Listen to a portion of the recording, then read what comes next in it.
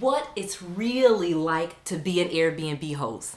I know you've heard the nightmares. People coming to your house, partying, trashing everything, and then leaving you a bad review to top it all off. Yeah, I've heard all those stories and more. I actually have dozens of Airbnb properties, otherwise known as short-term rentals, so I'm gonna share with you the good, the bad, the ugly, and everything in between. Viewer discretion is advised. Let's go. Noel.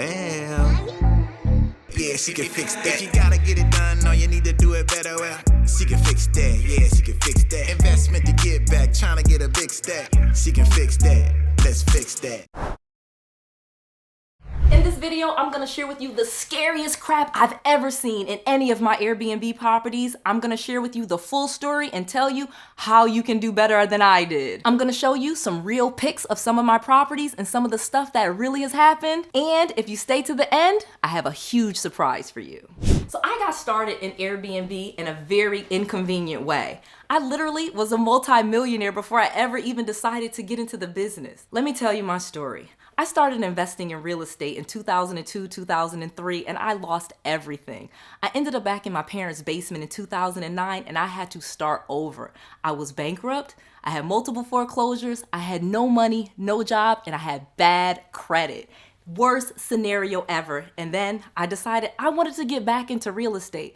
I started going to some free seminars. Eventually, I ended up getting a real estate coach, and I got back on my feet. I got out of my parents' basement, and I turned myself around. I was even able to quit my six-figure job with real estate. I acquired over 40 rental properties, and they covered my salary, so I was able to quit.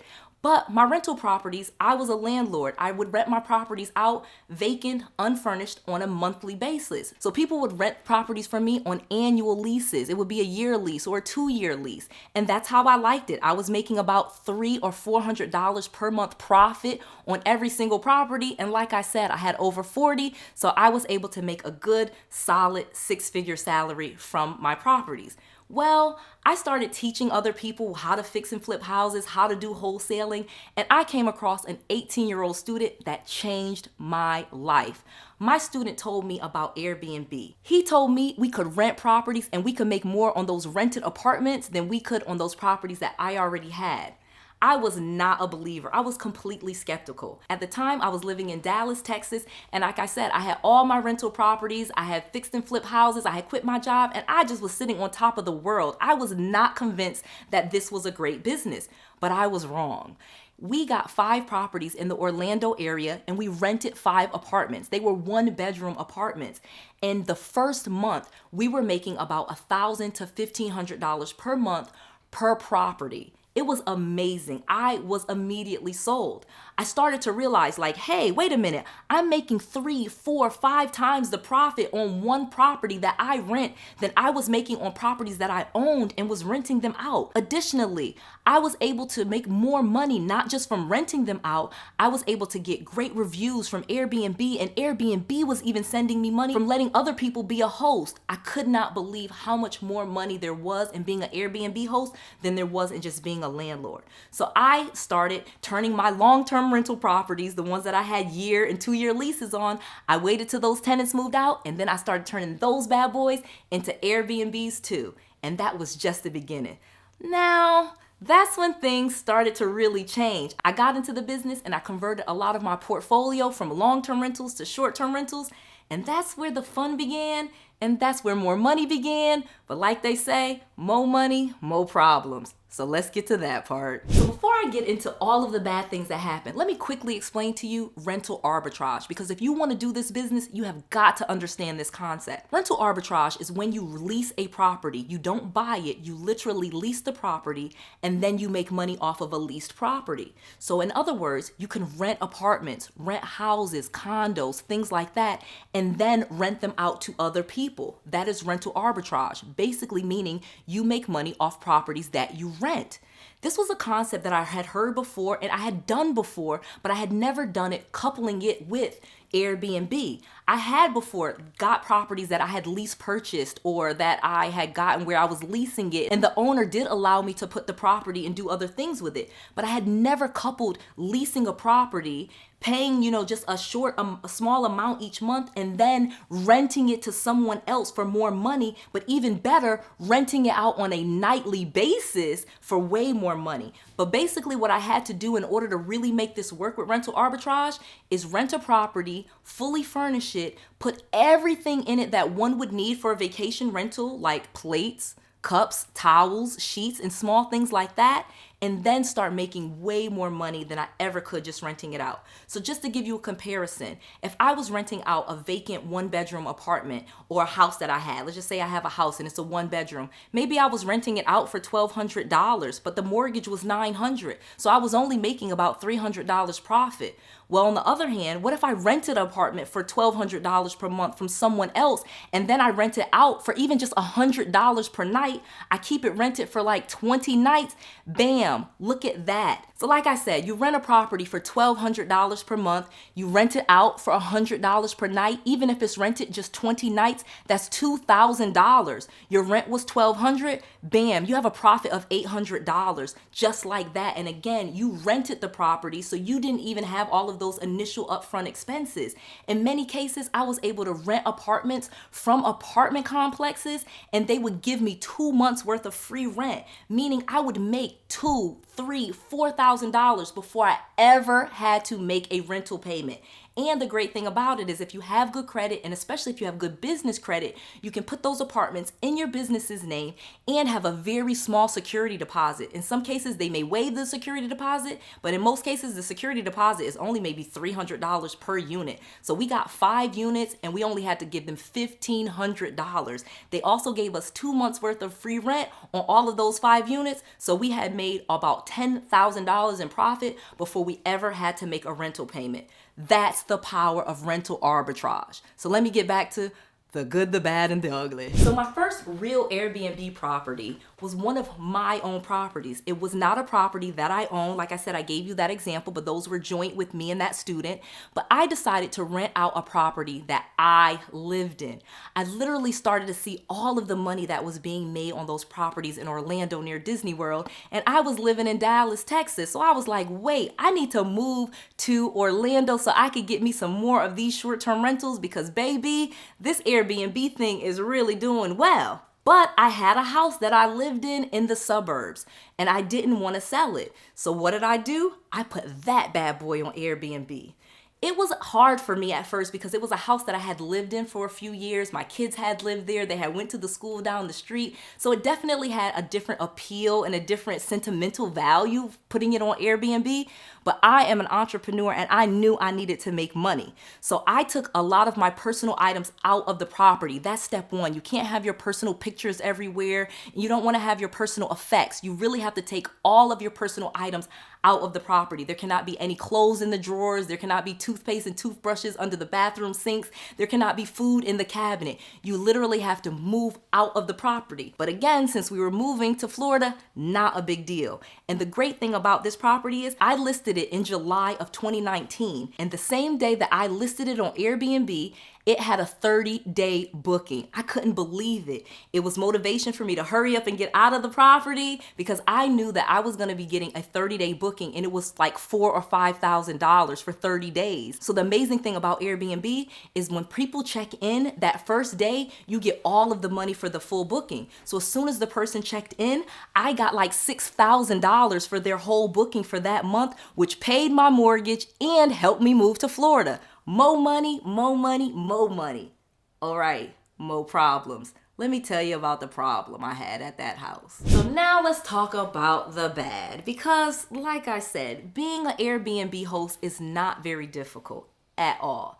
But let me tell you what it's really like for a second. Again, most of the time, you're just gonna make money. People are gonna check into your property and they're gonna check out. There's not gonna be any major issues. There may be some things where people don't think the property was cleaned as well as it should have been, or they had maybe some trouble getting in. You might have little issues like that when you first get started. And one of the reasons why you may have some of these issues is because you have to work on getting your properties together. How well should the property be cleaned? You may not know that in the beginning. You may think clean is fine, but it needs to be hotel clean. It can't have any dirt, any spots anywhere. It has to be very clean like a hotel, not just clean like you're having company over. So that's one of the things that people don't know when they first get started. But that's really what's gonna be the major thing. But let me tell you what might happen, because this happened to me. So most people that do Airbnb, most people that host on Airbnb are afraid that someone's gonna have a party in their house. Well, yeah, it's a house, a beautiful home that's perfect for a family, perfect for a bridal shower, perfect for a baby shower or gender reveal party or family reunion. We get so many different types of guests coming to our property, and they do sometimes have get-togethers. That's totally okay. I really don't have an issue with it. One of the things that I did with my Airbnb is I put a camera outside on the front so I can see who's coming in. Additionally, the doorbell is also a camera, so if people are entering the property, I'm able to see that. This is definitely not an issue. It used to be, but outside cameras and doorbell cameras are so inexpensive now, you really just don't have those issues. But you could still have a party, and that's what happened at my house. Literally, I saw this on the camera and I kind of let it go. Here are some pictures of a party that was had at my house. Yeah, my house that I used to live in my kids with, yes. They had strippers. You will notice that there are used prophylactics laying around. You may notice that there's some vomit and things like that.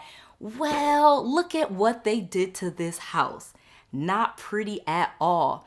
And the sad thing about it is, I saw them coming in. I just didn't want to discriminate or be a Karen. I thought, let me just let these people do what they do.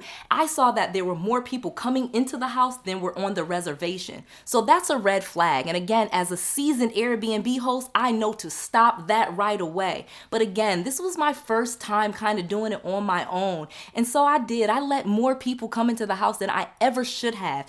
And I saw scantily clad women and alcohol and a few other things that really gave me some signs that I should shut this down, but I decided not to, and I paid the price. And I'll also share with you a really big secret. The cleaning for this property cost me $1,000. Yeah, it cost me $1,000 to clean this property. I had to get the carpets professionally cleaned. Obviously, vacuuming was not gonna get this mess up.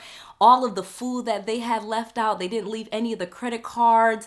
It was a mess. So what that did teach me is some of the things that I put into place so I don't have those issues ever again. Like I said, more money, more problems, but at the same time, more money, more solutions. And that's what I do. Because I make money off these properties, I was profitable. Yeah, it cost me $1,000 to get it clean, but it was a profitable property, so I had the money to do it. So let's talk about how you fix this so you never have the headaches that I had. Whoa, are you loving this video? Please like this video because I am sharing with you the true story. I'm showing you pictures and all of that, so I need you to smash that like button and subscribe to my channel. I am going to 1 million subscribers and beyond, so I need your help. Please subscribe, please like this video, and share with your friends because that helps the algorithm and helps me help you keep bringing this content. All right. So now that I've told you the big horror story, someone having a party and kind of trashing my place a little bit, obviously they didn't destroy the property completely. They dirtied it, they dirtied the beds and the carpets, but it was all stuff that was able to be cleaned and things that I can get replaced quickly and then go on. Just think about it. Hotels have stuff like this all the time. It's a business. I'm not saying this happens very often. Again, this has only happened one time in nearly 4 years of me doing this, but you gotta be prepared and you gotta know that that this is a business and something could happen. So let me tell you what it's mostly like as an Airbnb host. So mostly what you're gonna be doing is getting the properties cleaned. In the beginning, I cleaned my own properties. So when people would check out, I would clean the properties myself. As soon as I got profitable, I hired a cleaning team. Another thing that you're gonna be doing all the time is messaging guests. It's so important to make sure that you're messaging guests, making sure they can get into the property good, making sure if they have any questions or if they need anything, you are absolutely there. And again, you can do all of this stuff right from your phone. And then last but not least, it is a lot of shopping. Oh my gosh. I know I'm saying this really easily, like you just put the property together with some towels and some forks and some sheets, but man, I'm literally gonna show you how we shop and we put these properties together. The good thing about my business is now we put multiple properties together at the same time. So I may go into an apartment complex, get 5 units, get 10 units, and I just shop for all of the units all at once and get them ready all at the same time. But that's massive. That means I'm buying like 100 towels, 4 toasters, 5 this, 7 of those, 20 of these. You know, it really gets to be a lot of shopping. And again, as people are coming into your properties, it's a lot of shopping. You have to refresh the towels. You have to go get new paper towels, more toilet tissue, things like that. It's a lot of shopping and putting things in storage. The big thing that I learned is you do not want to put all of your supplies inside the property. Oh my gosh, if you put all of your toilet tissue, for example, in a closet, guess what? They're gonna pack all that toilet tissue up in their car and take it with them. And then you have to go buy a whole bunch more. So what you wanna do is lock those things away because you do a lot of shopping as an Airbnb host. I feel like I'm always at Walmart or Target or Ollie's or somewhere. Somebody's on my team is always shopping for some of the smaller items. Somebody may mess up a plate, for example, and we go to Dollar Tree and we buy 20 or 30 more. But again, that's only 20 or 30 more dollars. And like I said, the person is paying hundreds of dollars per night for our properties. So again, it all washes out and it's very, very profitable, even with all the shopping that I do. So I have created an entire course that teaches you the full Airbnb short-term rental business. It's called BNB Riches. Go to B like boy, N like Nancy, B like boy, BNB Riches, RICHES, BNBRiches.com. Use the code YouTube to save half off. I have created an entire course that breaks down the entire business. Just too much for me to share with you on YouTube, and it goes through every single step. Step by step, you're able to ask questions and you even get free calls with this course. We want to make sure that you really know this business inside and out, that you have all the templates, all the messaging that you have to give to guests, all of the supplies and how much you should be paying for things. All of that is inside the course and teaches you everything about this business from beginning to end. And again, you can learn this for less than $1,000. Go to bnbriches.com, use the code YouTube to save half because I want to make sure that you have all of the resources, all of the tools, and all of the knowledge that you need to be successful. This is Noelle. To your success.